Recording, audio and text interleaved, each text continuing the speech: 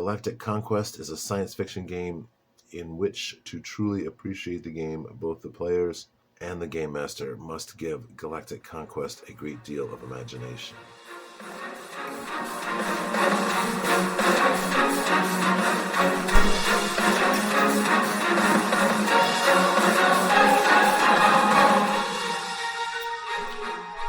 Hey Wargamers, Purple Druid here.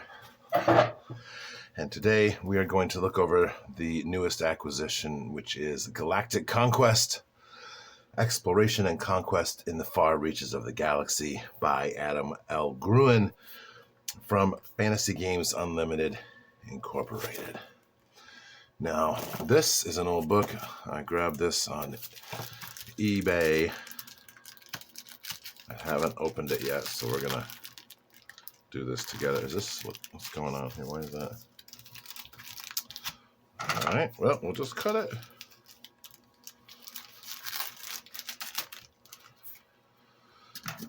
And we'll see what we've got here. So,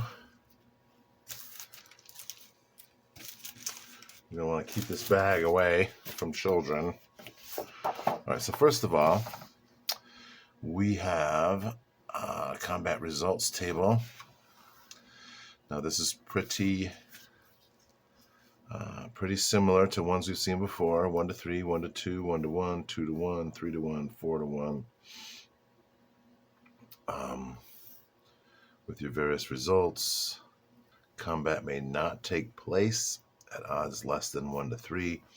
Odds greater than 4 to 1 result in automatic DE, which must mean destruction. And here we have population status.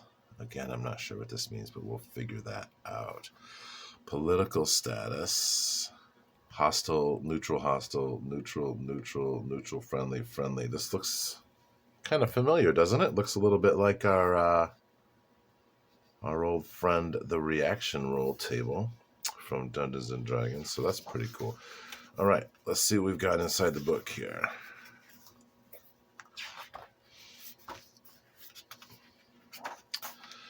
(1976). So, yeah, so 2 years after Dungeons and Dragons was released. Let me make sure this is all showing for you guys. Yeah, okay. All right. Fantasy Games Unlimited has always maintained a strong interest in both fantasy and science fiction. Interesting. All right, table of contents, an introduction, systems, resource points, turns, population control, transportation of population, ships, technology level, combat strength of systems, interesting, contact, long and short range scans, non-player systems, non-player systems, that sounds like a faction. Starbases, repair, resource point loans, unexplored regions, how to win, advanced rules.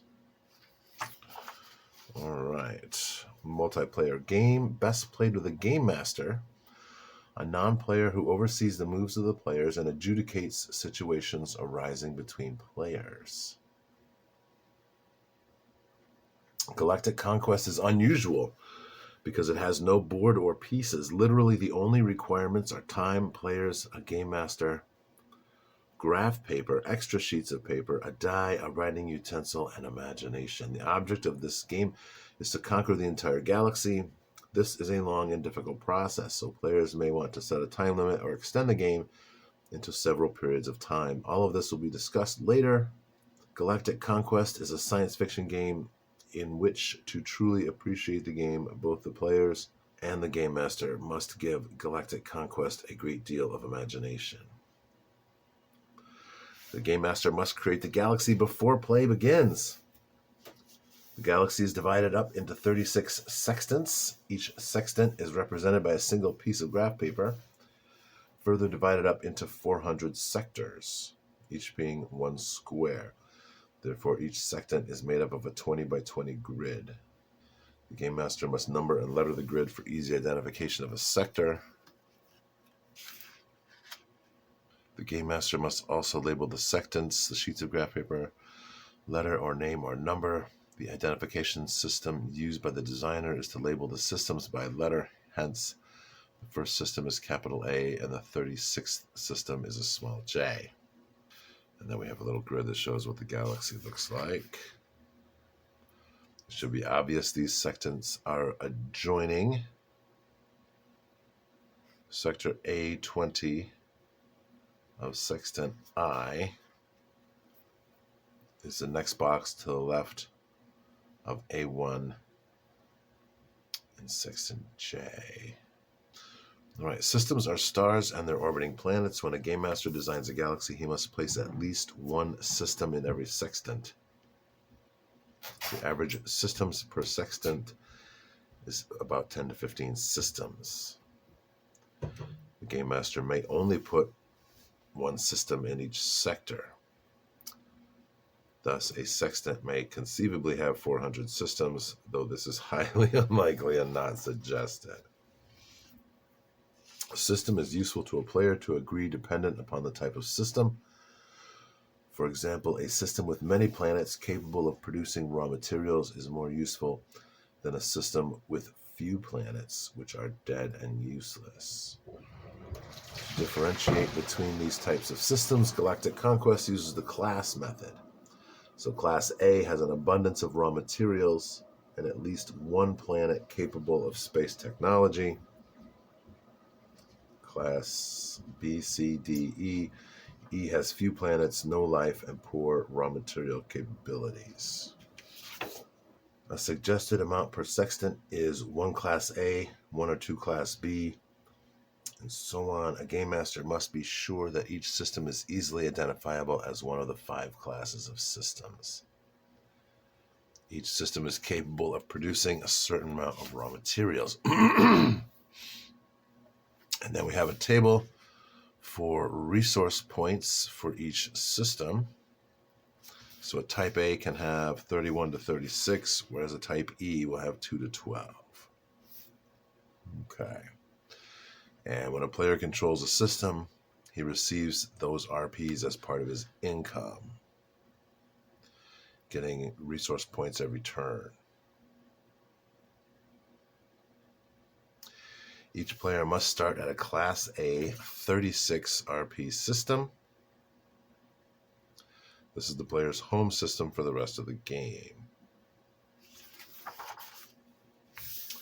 Resource points can be expended on the following items: ships, raising technological levels, increasing population, and loans to planets. And you get your new RPs at the end of your turn. Spending may only be done at the beginning of a turn. All right. So the Game Master keeps a record of time by the Stardate system. Population is divided into 0.1 billion points, being 1/10 of a billion. Okay, that makes sense. A system with a population of 6.3 billion has 63 times 0.1 BI points. Each player starts with 5 billion beings in his home system. At the beginning of each new star year, which is every 10 turns, a player must pay RPs equal to the total number of 0.1 BI points he has in the galaxy. If you don't have enough resource points, you lose people. Wow, okay. A player controls a system if he has at least 0.5 BI points on that system. And a player may increase the population on any system which he controls. In order to transport population from one system to another, a player must know the RP production of the new system. Hence, a player may not shift population to an unscanned system, but it doesn't look like there's a cost. A ship has 2 important factors which are used in the game: combat and movement. A ship's movement range is equal to the tech level of the owning player. All right. All players start out with a technological level of 3, which means ships can move 3 squares.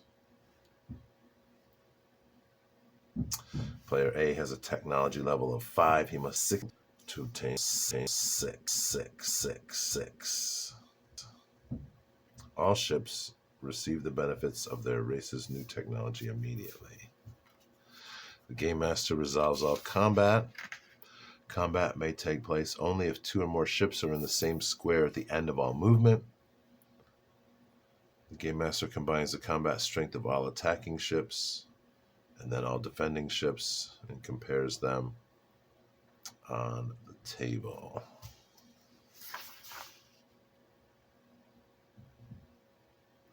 Find the correct odds column, roll a die, and matrices the die roll result with the column found in step 5 to produce a result which explained on the CRT.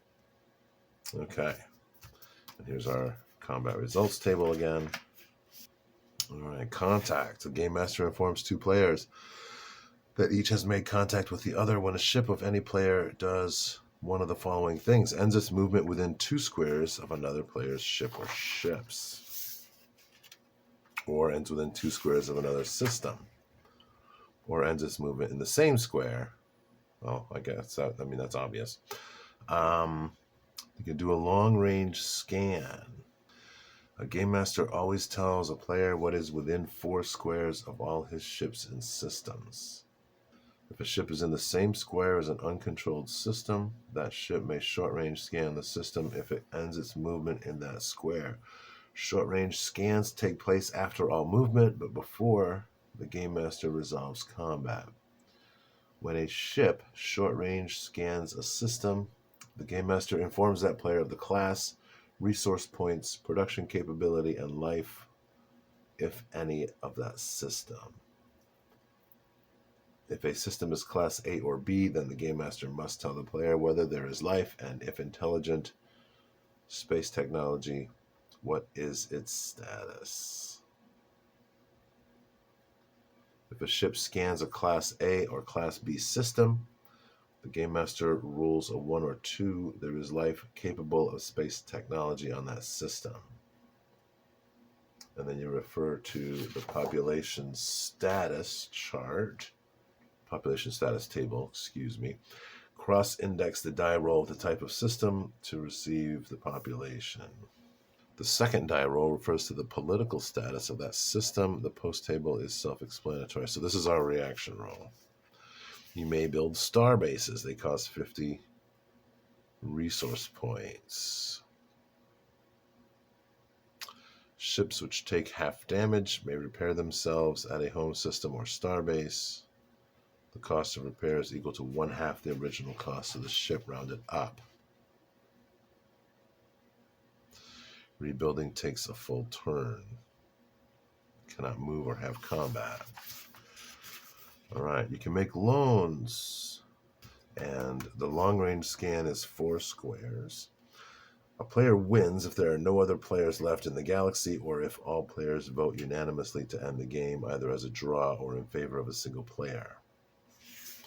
In addition to the vertical and horizontal axis, this rule provides for a 3-dimensional game.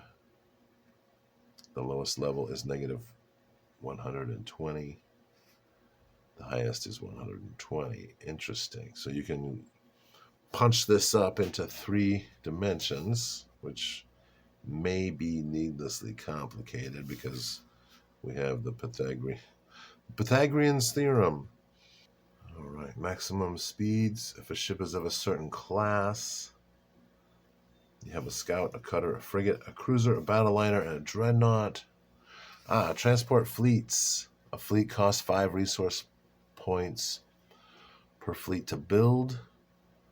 Transport fleet is built like any other ship, except it represents a flotilla of barely defensible ships with a combat strength of 5. Such a fleet can transport up to 0.5 billion people, but not more. To pick up, a transport fleet must be in the same square and level. Population may only be dropped off, debarked by transport fleets in a friendly system, although this friendly system may not yet be controlled by the transporting player.